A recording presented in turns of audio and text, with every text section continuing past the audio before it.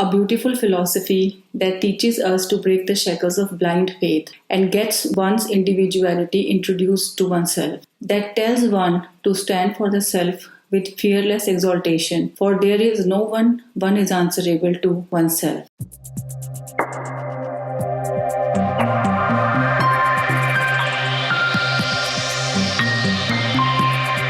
Hi friends, welcome to my channel MJ Talks, and today I am going to present my first research paper. Till now, over a period of time, I have written 7 research papers, and this is my first and foremost a bit amateur one.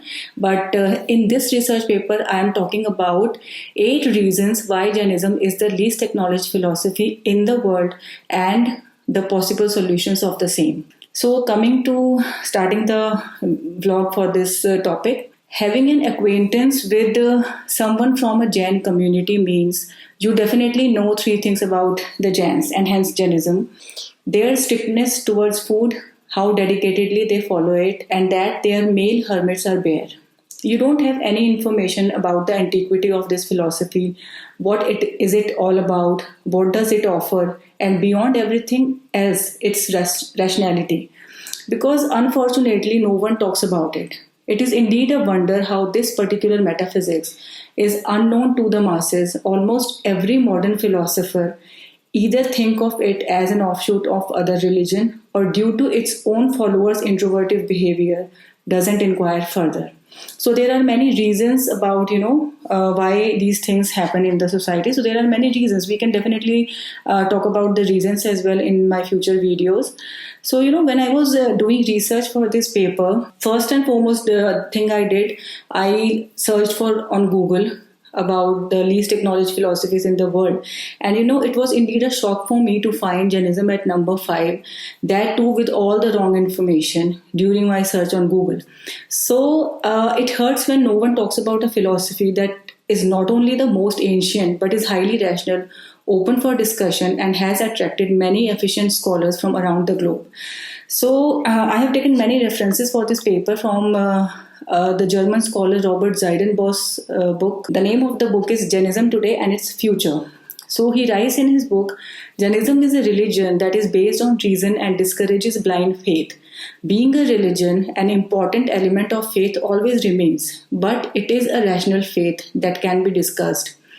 According to Indologist Heinrich Zimmer, Jainism can be traced back as far as 3rd or 4th millennium BC due to the discovery of a series of great late Stone Age cities in the Indus Valley. I will share the link of this paper in the description box below, and you can go to the link and you can read and find all the references from where I have taken them. So, Jainism is one of the oldest living religions in the world. Perhaps it is the oldest living religion that has served as a major civilizing force, giving birth to roughly 2000 years of written literature, to wonders of art and architecture, and to a system of philosophy and ethics. Several religious ideas that today are popularly considered typically Indian either originated in or were spread by the Jain teachers. But ironically, very few of us know about this fact. So, whenever one thinks or talk about Jainism, orthodox faces thinking of themselves as the most superior, claiming that they know the most about the universal truth and the path to follow it, stricter in their dietary habits, seeing others with a lower eye come into one's mind. Because this is what one's encounter is at most of the times with this religion, with actually no one to answer your questions or to satisfy your queries. The dharma gurus who seem to exist to make you feel guilty that each of your doing, that one may start to think, why do I exist? I am such a sinner. So this feeling of guilt in turn results in aversion, not from the world but from the religion. And this is happening with most of the youth in today's world. One may sound rude, but it has been observed that people follow non-violence in their eating habits, but they miss compassion towards humans. They talk about attaining liberation, a state of being infinitely knowledgeable, having right perception and right conduct. But they seem to be blind followers themselves. An open discussion. They feel the responsibility of social reformation, but they never peep into themselves. They believe that each soul, whether an ant or a human, with the same abilities, but in their each of their talk, discrimination flickers. They talk a lot about equanimity, but transparent, welcoming smiles are what missing from their faces. Yes, they are the people who believe in possessing lesser worldly materials, but perhaps they collect something heavier than materialistic things. So, here are the reasons I found out during my research. First reason is Jainism appears to be a philosophy of renunciation to a normal man. So, where a common human gets criticized for not understanding the seriousness of the same. Second reason I found out that lack of people's interest in true knowledge. As people want to hear or know about the deities or God who can fulfill their selfish desires and not about someone who motivates one to improvise the self. None is ready to understand the essence of gaining knowledge, personal quest, or his particular purpose to be fulfilled in this particular life. So this is the second reason I found out that most of the times we see that people look up to someone. They want to look up to someone. They want that someone seeks knowledge on their behalf. They don't have time to do the research and all that, but they look up to someone that someone may done on their behalf and just give them the fruits of his or her hard work.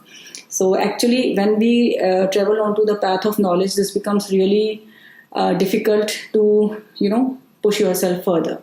The third reason I found out that when one comes into touch with any philosophy in the current times, one tries to find solutions to one's day-to-day petty tensions, whether mental or emotional. Not all of us have a keen interest in philosophy and are capable of asking deep questions and understanding their answers.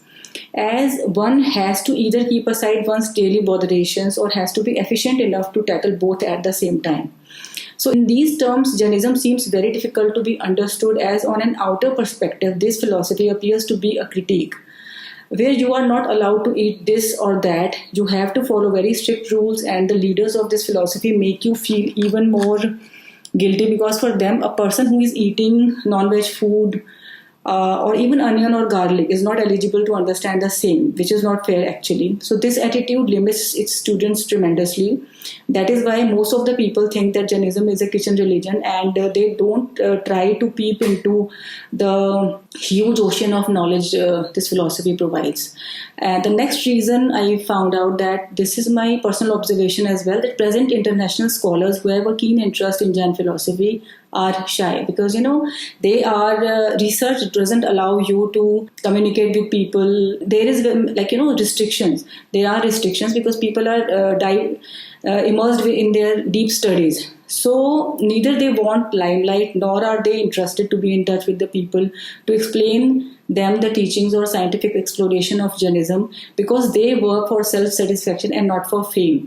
To name a few, I would like to take few names. Dr. Natalia Zeleznova, she is the Russian scholar, Dr. Robert Zeidenbos and Dr. Peter Flugel. They are doing tremendous work in the research of Jainism, but they are very shy and they don't want to, be in touch with people, with so many people like. The next reason I found that attaining liberation is like being on the 100th stair. In every Indian religion, we talk about attaining liberation or attaining moksha, but it seems like the 100th stair. Whereas right now we are probably at the 10th, we cannot jump or go to even the 12th step, hurriedly. Each step has to be lived and explored fully to move ahead, and degradation is certain for any step taken hurriedly. So unfortunately, today's trend is quite contrary, where the moment one hears about the concept of moksha or emancipation, instantly he or she involves himself in a race to achieve so, without even giving it a thought at which step he is right now. So coming to the next reason, Jainism is a very interesting earliest Indian tradition, which is unique in some sense. Unfortunately, it has not been studied yet profoundly in each aspect. There is extremely rich philosophical and narrative literature in Jainism, which till nowadays has not been paid proper attention, neither by Indian nor European scholars. So we are now at the beginning of this process. The contribution made by the Jain logicians to the development of Indian logic has not been comprehended in full sense too. So again, there are a lot of misinterpretations of real Jain philosophy, usually confused with the so-called spirituality, which does not allow to appreciate the depth and originality of Jain thinkers like Acharya Uma Swami, Siddha Sen, Akalank Bhatt, Haribhadra Suri, Hemchandra, and there are many other acharyas who have done tremendous work in explaining the secrets of the universe in so many topics. It's a huge ocean to to dive deeper and to study, to find one pearl at a time and to enhance your wisdom by each passing day. So in that sense, the real potentiality of Jainism has not been revealed. Again, coming to the next reason, most Digambar Jain people are business minded with the attitude of seeing 110 rupees in their treasury by the evening of each day, in case they have invested 100 in the morning. So they can spend lakhs of rupees in creating new temples, but when it comes to scholarly investment, they step back. For this, funding would at least take 4 to 5 generations to show concrete results. Whereas the Shwetambar sect is working very efficiently in spreading the philosophy. The next reason is they spread all the teachings of Jain philosophy amongst themselves. So there are many conferences, many seminars, many workshops are going on, but most of the people who attend these conferences, these workshops are Jains themselves. So we really need people from other communities as well to take interest in the philosophy so that they can understand the beauty of the same and spread it in their world, in their communities as well. So this restricts the reach of such wonderful knowledge to the multitude. So coming to the solutions now, according to me, the solutions can be whenever one is interested in gaining knowledge, the main focus must be on the knowledge only and not on criticism based on one's eating choices. Coming to the second solution, the purpose of any philosophy is to awake a man's sentience up to a level where he finds himself able to think rationally and can take whatever step as he feels right without any outer influence. Whether it's about choice of food, clothing, or his living style, or any other thing in his or her life.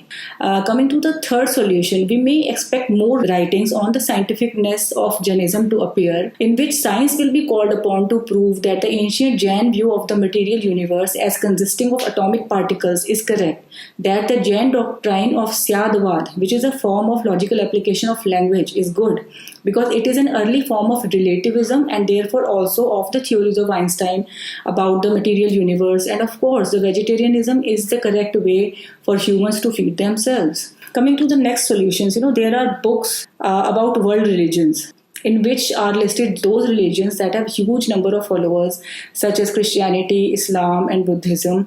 Hinduism is also usually included, but Jainism is never included. This omission of Jainism does not do justice to the historical importance of the tradition, nor is it a proper reflection of its potential role in the future, or of the hidden role which it already has played in most recent time. So recognition is bound to come if the Jain community openly admits its religious identity and when more researchers study the tradition and realize its significance. In a way, this change has in fact already begun. Coming to the next solution, Jainism shares some of its beliefs with other religions and philosophical traditions. But even if other traditions hold similar or identical views, Jainism is unique in bringing these together to a coherent, meaningful whole. If Jain thinkers can use this unique combination as a basis for creative thinking about problems which people are facing today, then Jainism will demonstrate its present day relevance and play a significant role in the world's religious landscape. Okay, so coming to the next solution, there are mantras in Jain philosophy for attaining peace of mind, to experience compassion, to show gratitude, and so on. So concrete steps should be taken to introduce simpler mantras along with telling their meanings and benefits amongst people. Online meditation courses can be developed to spread the message of Jainism as non-violence and Parasparop Graho Jiva Nam. So solutions can be many, but for their applications, all the scholars and the community has to come forward, and together a study step can be taken.